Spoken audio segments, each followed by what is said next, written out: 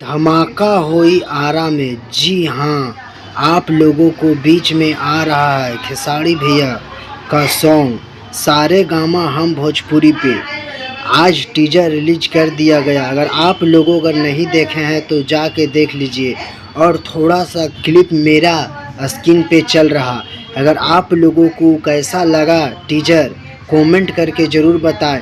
अगर जो लोग नहीं देखे हैं तो टीजर देख के कमेंट मुझे ज़रूर करें आप लोगों को कैसा लग रहा। एक आप लोगों को विशेष बात करना जा रहे हैं। इस गाने आयते के साथ में धमाल हुई आरा में, ये आयते के साथ में वीडियो ज़रूर ट्रेंडिंग में जाएगा। बल्कि मेरा पूरा उम्मीद है तो आप लोगों उस गाने को टीजर जाके देखिए और गाने को इंतज़ार कीजिए। मिलते हैं भैया आप लोगों से किसी नेक्स्ट वीडियो में। अगर आप मेरे चैनल पे पहली बार हैं तो प्लीज़ हमारे चैनल को आप सब्सक्राइब कर लीजिए। अगर फेसबुक पेज